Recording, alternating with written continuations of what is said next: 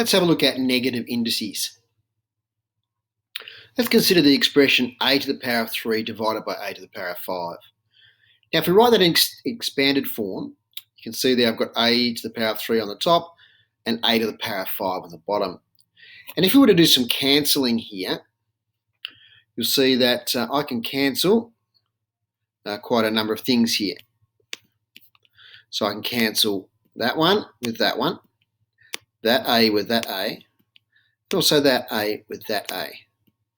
What I'm left with, and it's not written there, but when I've cancelled all three a's on the top there, a times a times a, it's not 0 that remains, it's actually a 1. So that's important to remember. That actually becomes a 1 up there once you've cancelled everything. Because really, when you're cancelling, you go, you really should put a 1 there and a 1 there. But we don't do it, okay? And then you get 1 times 1 times 1 across the top, which is just 1. Okay, and then we've got the numerator, 1, and the denominator, a times a. That's 1 over a squared. Now, if we apply our second index law, we subtract the indices. If we divide, we get a to the power of 3 divided by a to the power of 5.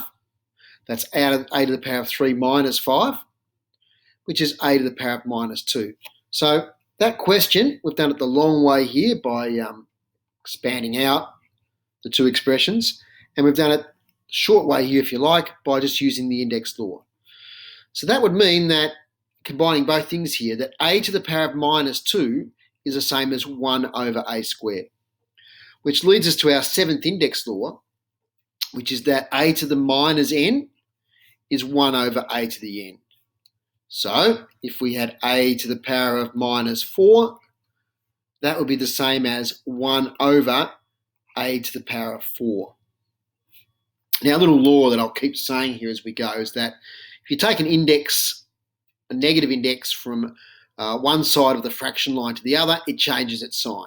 Okay, so we'll get to that in a moment. But that's the theory there behind negative indices. Let's do some questions. First one's based on that law that we just looked at.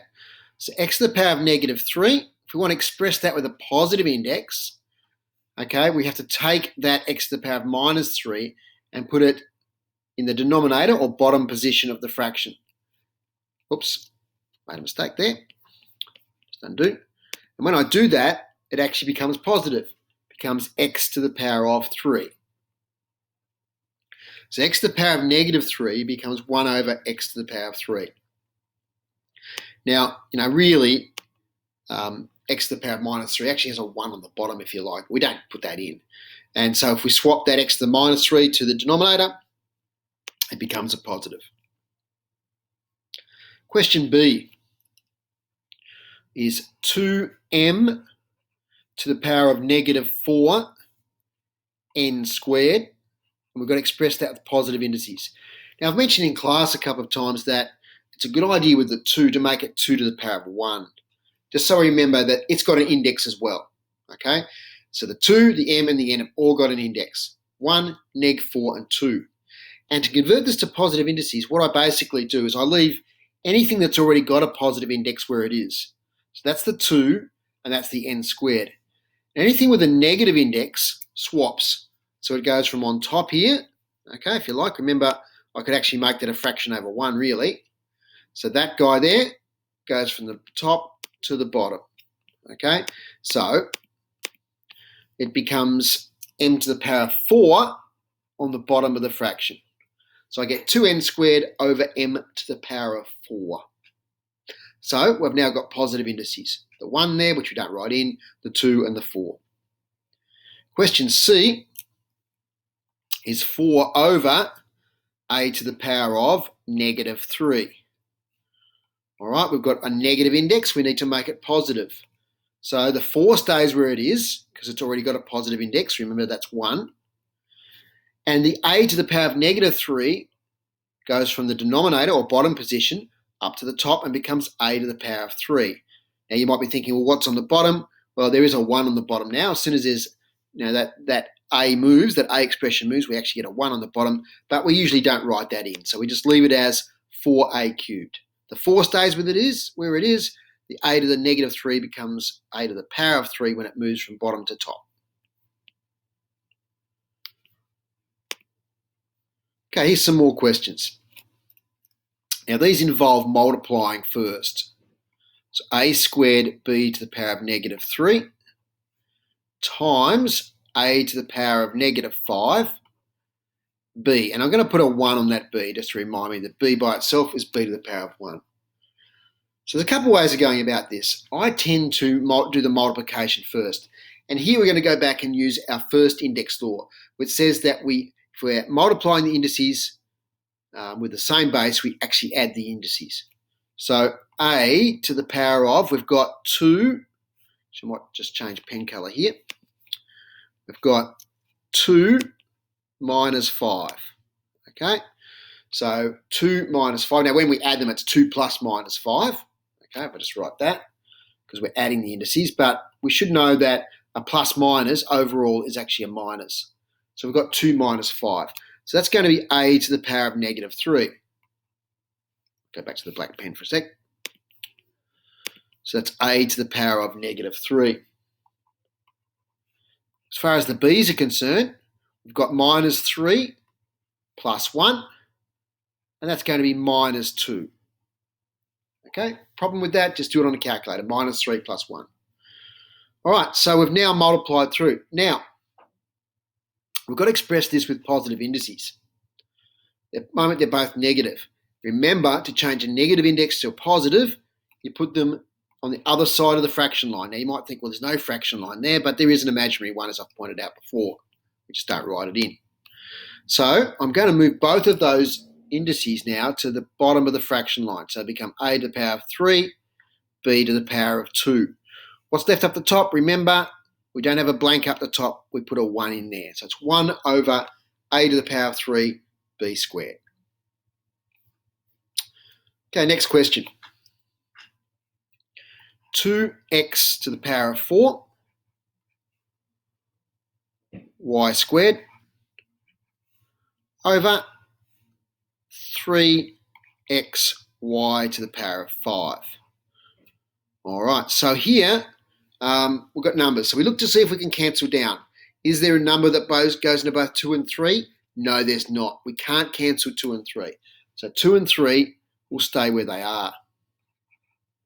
Now, I'm using the second index law because I'm dividing. I actually subtract the indices. Remember that x there has got an x to the power of 1, which I probably should have written in earlier. So here we've got 4 minus 1. So that's going to be x to the power of 3. Now, there's a shortcut here for the next bit, but I'm actually going to show you the longer way, just so because I think it may be a bit less confusing. I'm just extending that fraction line there. With the next one, we've got 2 minus 5. Okay, we subtract the indices. 2 minus 5 is y to the power of negative 3. All right, so what I've done there is I've looked to cancel the numbers. I couldn't. I've subtracted the indices in both cases with the x's and the y's.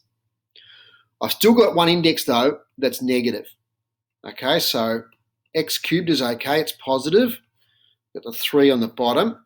But I'm now going to move that y to the minus 3 to the bottom and make it a y cubed. So my answer is 2x cubed over 3y cubed. Now, the shortcut might be, you might say, well, the bigger number is there. So if I go 5 minus 2, it's 3. Okay, and then I put the 3 on the bottom. But either way, that's fine. Okay, I just chose to show you the one with the extra step. All right, next question, which is the last one here on this list. And this incorporates our fifth and sixth, or our sixth index law. So we'll just write the question out again for a second. Power of negative 2. As soon as we see brackets, we think we've got to multiply the indices. I'm actually going to put a 1 there as well. Remember, that helps as well.